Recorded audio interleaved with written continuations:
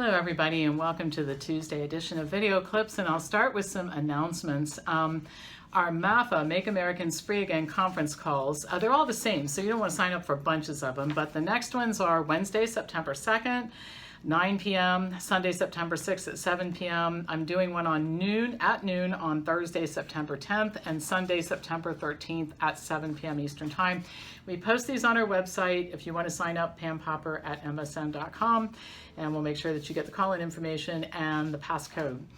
A lot of you ask about these video clips. You want supporting information and all that sort of thing, and we can't provide it, first of all, because about 1,000 of you a day ask for it, and we'd have to put a second story on this building and hire a lot of new people if we were going to do that.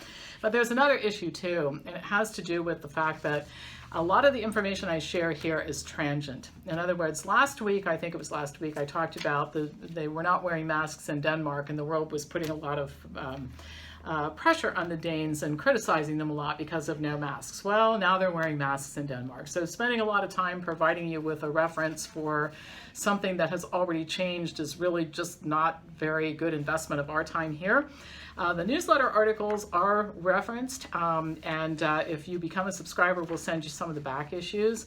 I am doing some questions and answers. I did it last week and this week, just commonly asked questions that I get from hundreds of people. So look at those questions and answers for some of the general types of things that you ask me for, but we're not going to provide links to this and that because, well, like I said, we'd have to put 5 or 6 more people on the staff just to be able to do that. And I don't want to post them someplace and then have to take them down when things change. And we're already doing an awful lot around here for free. There's just only so much we can do. Remember, if you're looking for a career, fall semester actually starts this week with the diet and lifestyle course on Wednesday. And we have wonderful training programs, including an alternative to dietetics. Those classes start next week. And so the classes for fall semester are Chemistry 1, Plant-Based Nutrition and Health, Meal Planning, Diet and Lifestyle, and Cancer 201 is happening starting this week also. I think the first class is tomorrow. A thorough review of alternative treatment. So if you're interested in careers or any of these things I've talked about, pampopper@msn.com. So let's talk about testing. So I think it's really important to look at what some of the great researchers out there are doing in terms of looking at the testing and accuracy of testing, and the Centers for Disease Control and the World Health Organization. What is everybody saying about the testing? So we're going to talk about PCR tests, we're going to talk about antibody testing, and then we're going to talk about what's happening with the NFL and the testing that they're doing with football players, which is required, I think, for every day they show up at practice. So let's start with antibody tests. And these are important to identify people who have had a previous infection with COVID-19. And generally they're used for epidemiologists to assess the spread of disease. So you've heard people talk about, we tested a group of people and then we figured that there were X number of people, for example, in New York State or in a certain area of California who we can interpret that to mean are infected. Well, the Cochrane collaboration did a review of antibody testing. And what they wanted to determine is, are the antibody tests accurate enough to diagnose disease in people with or without symptoms of COVID-19? Because you hear a lot about asymptomatic carriers from the Centers for Disease Control. And can they be used to find out if somebody had COVID-19 perhaps a long time ago? So the basis for the test is that when a person becomes infected with COVID-19 or any other virus for that matter, the immune system makes antibodies to attack it. And then an antibody test determines if you can then determine if the person has had an infection with a particular virus. Cochrane researchers looked through 11,000 publications on COVID-19 that were available by the end of April of this year. That was the cutoff time. In groups of people known to have or who have had COVID-19 and others not to have had COVID-19. They found a total of 54 that were actually relevant studies reporting test results for about 16,000 people. So a reasonable number of tests and also a reasonable number of subjects. The majority of the studies were from China and were carried out in people who had been admitted to hospitals and were likely to have had severe disease. The studies looked at 3 types of antibody: IgA, IgG, and IgM. Data were only available for 27 tests, a small fraction of the over 200 tests out there. And I think that's very telling. See, all of these tests were approved by the Food and Drug Administration under an emergency authorization, and all they had to prove was that the test worked in test tube samples for 60 samplings, for example. So you've got 200 tests out there, and they're only data for 27 of the tests. So that's what they evaluated. Data were available on both laboratory-based tests, which require blood samples taken from the veins, and point-of-care tests, which can use finger prick blood samples. The researchers found that the accuracy of antibody testing is very closely related to when the test is performed. Tests of the IgG and IgM antibodies at 8 to 14 days after onset of symptoms correctly identified only 70% of people who had COVID-19.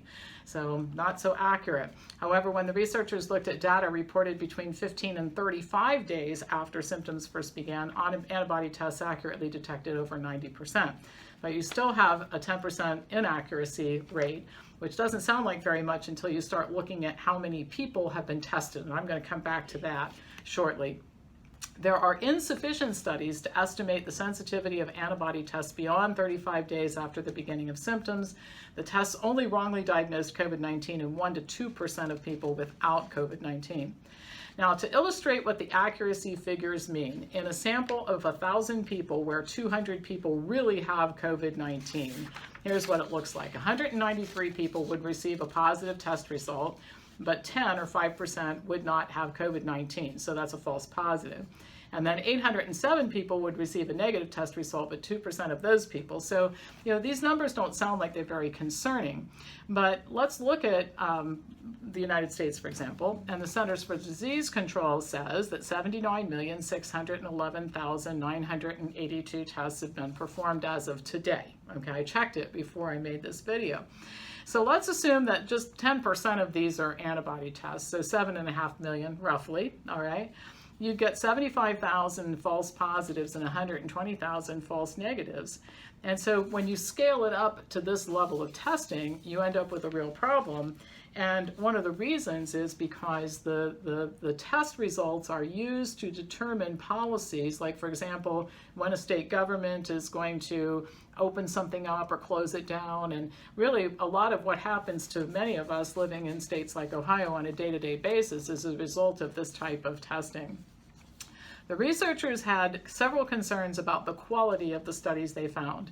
Studies were small and did not report their results fully, and that's always a sign that something is wrong, by the way. Many papers included multiple samples from the same patients. More than half of the studies were made available before they had been through peer review. In one important UK study, the biomarker manufacturers did not approve the identification of the tests that had been evaluated.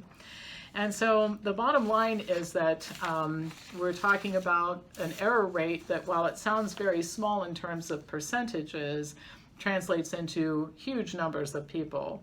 And we're talking about really the best that they could do when they did a thorough search is 27 tests out of 200 had data available, and most of it was considered fairly poor.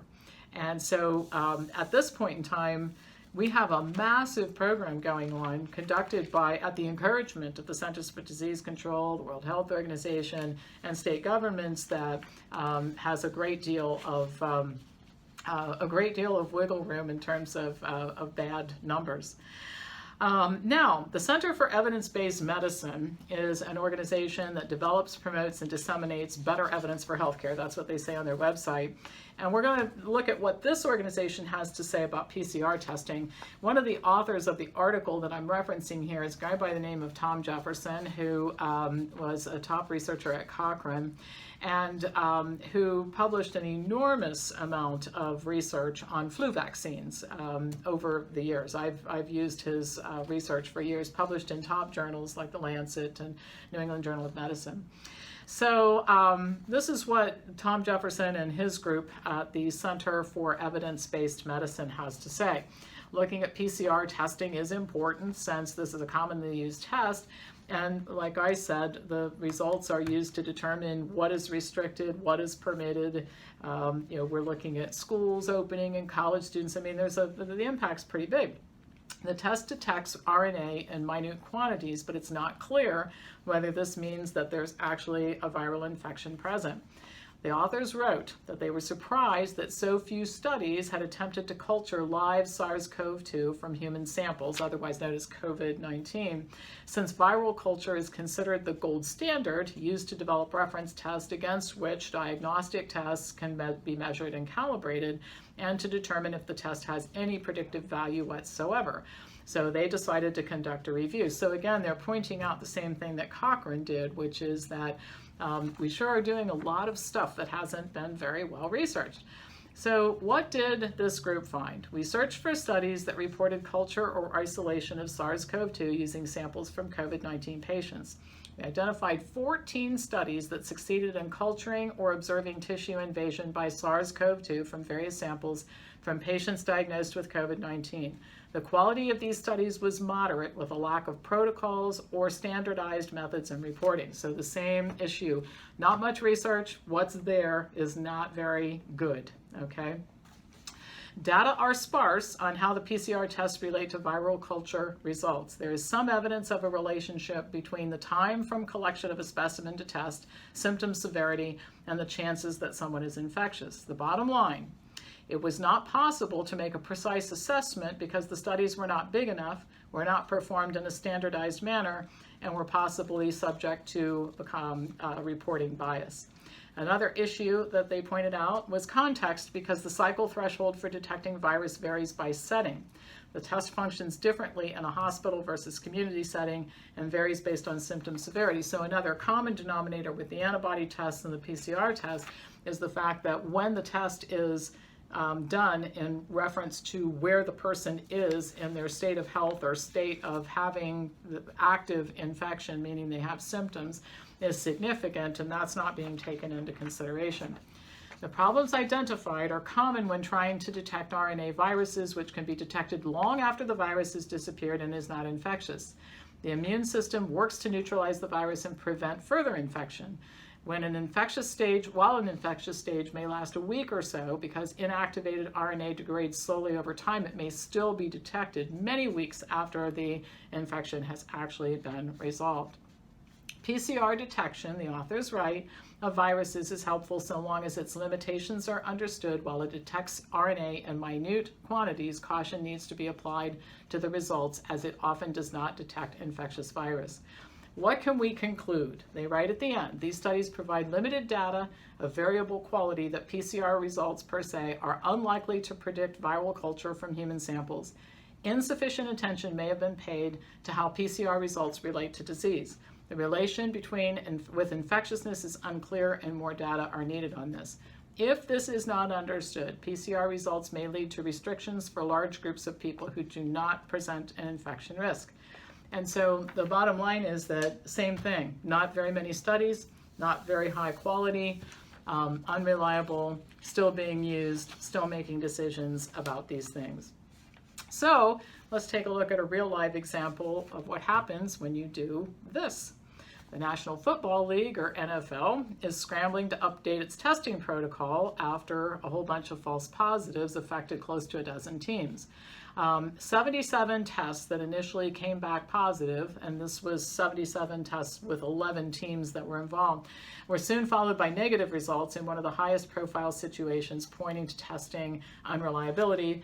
Maybe one that was higher profile, at least for a couple of days, was when our emperor, Mr. DeWine, tested positive in the afternoon and negative in the evening, and decided he liked the evening result better, because I said last week, when you're the emperor, you just do anything you want. The NFL said in a statement that the daily testing on August 22nd was the date in question. And the fact that this tends to happen in clusters, I think is real concerning. Key players were held out of practice because they were deemed to be contagious. And team officials even discussed canceling the practice because of the number of people affected. So the problem that this is presenting is NFL players are getting tested every day. The test results are, 77 tested positive, and then the next time tested negative, and the fact that they were all positive and all negative is really concerning. And if they were actually infected, they couldn't have tested negative the next day with a different test. So the bottom line, the players are quarantined at home. They can't go to practice. That upsets the team's ability to practice and play. And it turns a whole lot of people upside down. I mean, the Pittsburgh Steelers said that 6 players missed one day over this. 10 of the New York Jets were false positives. The Cleveland Browns said they retested everybody who tested positive, and they all came back negative the second time, which is consistent from what they were hearing from other teams. And the Bears, Chicago Bears, reported 9 false positive results. So this is what happens when you apply bad tests, unreliable tests to real life situations. It throws everybody into chaos. And then take a look at your life right now and just think the reason why your life is the way that it is right now. And for most of you, I know you're not very happy with your life. You email me all day long about it. And believe me, I am with you. I'm not very happy about mine either. But the reason why our lives are the way they are is because of these tests. And they're still doing it.